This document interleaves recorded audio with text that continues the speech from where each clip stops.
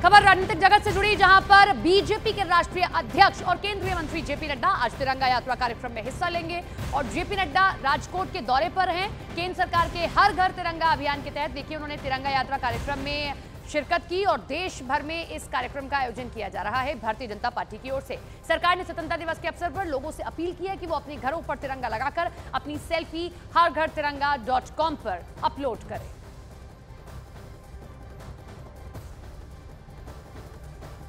हम ये तिरंगा यात्रा में निकले हैं और हर जगह हमें तिरंगा ही तिरंगा देख रहा है, तो हमें आजादी की लड़ाई के साथ साथ वो कालखंड भी याद आता है। और जब मैं उस कालखंड की बात करता हूं तो हमें ये याद रखना चाहिए कि गुजरात का बहुत बड़ा योगदान आज के इस भारत के आजाद भारत की तस्वीर को स्थापित करने में गुजरात का बहुत बड़ा योगदान रहा। सौभाग्य है कि महात्मा गांधी का संबंध भी इसी गुजरात की पवित्र भूमि से जुड़ता है, जिन्होंने देश को आजाद करने में अपना योगदान किया।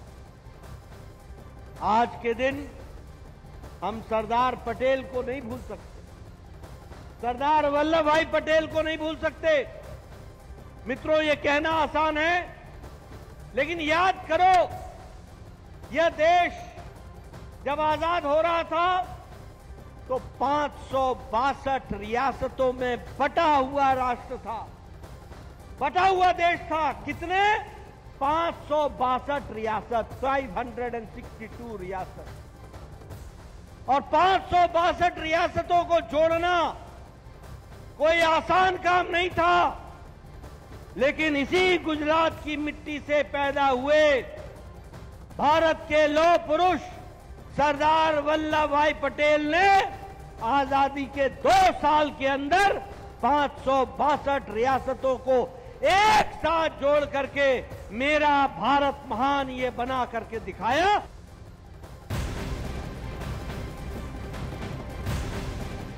इधर स्वतंत्रता दिवस से पहले देश की सुरक्षा एजेंसियों ने आतंक के खिलाफ बड़ी कार्रवाई की है। सबसे पहले पंजाब से बब्बर खालसा के आतंकी तरसेम संधू की गिरफ्तारी हुई और फिर सुरक्षा एजेंसियों ने बब्बर खालसा आतंकी संगठन को लेकर खुफिया अलर्ट भी जारी किया। यही नहीं, दिल्ली से आईएसआईएस का मोस्ट वांटेड आतंकी रिजवान अली को पकड़ लिया गया और यूएई भारत लाया गया। रिजवान एनआईए की मोस्ट वांटेड सूची में शामिल था। इसके साथ ही पंजाब के पठानकोट में देखे गए 7 संदिग्धों की तलाश जारी है। यानी कि आतंकवाद के हर मोर्चे पर स्वतंत्रता दिवस से पहले सुरक्षा एजेंसियों का ये एक्शन जारी है।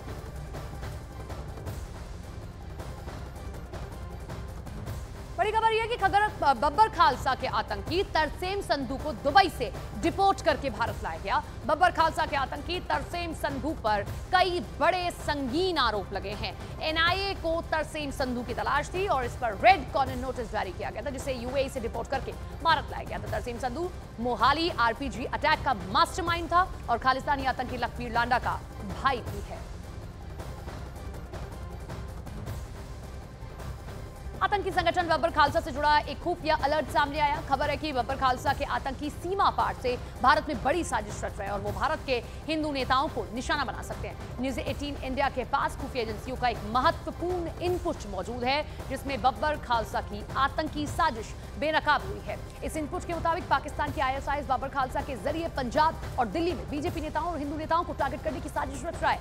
यही नहीं, पाकिस्तानी आईएसआई पंजाब के गैंगस्टर और अन्य ग्रुप के जरिए अमरनाथ यात्रा में बड़ी तबाही मचाने और श्रद्धालुओं को निशाना बनाने में फिराक में थे। इस खुफिया अलर्ट से इस बात का जिक्र किया गया कि कैसे कुछ आतंकी अत्याधुनिक हथियारों के साथ पठानकोट में मौजूद हैं, जो आतंकी हमला कर सकते हैं। हाल ही में पठानकोट में 7 संदिग्धों के दिखने के बाद सर्च ऑपरेशन चलाया गया है। 3 तस्वीरें हम आपको दिखा रहे हैं। सुरक्षा एजेंसियां हर मोर्चे से इन नापाक मंसूबों को कामयाब होने से रोक रही हैं। निशाने पर हिंदू बीजेपी नेता हैं, ये भी इनपुट मिला है। बब्बर खालसा की ये साजिश हो सकती है। जो अमरनाथ यात्रा चल रही है उसको भी टारगेट पर लिया जा सकता है, लिहाजा वहां पर भी सुरक्षा एजेंसियों को जो है अलर्ट पर कर दिया गया है। पठानकोट में 7 संदिग्ध देखे गए हैं और वो आर्म्ड हैं, यानी कि कई उनके पास में अत्याधुनिक हथियार हैं। ये अब इस वक्त हम आपको अमरनाथ यात्रा की तस्वीरें दिखा रहे हैं, क्योंकि अमरनाथ यात्रा चल रही है। बाबा बर्फानी के दर्शन करने के लिए सभी श्रद्धालु पहुंच रहे हैं। बब्बर खालसा की तस्वीर आप देख रहे हैं। किस तरीके से सुरक्षा एजेंसियां हर मोर्चे पर अलर्ट है।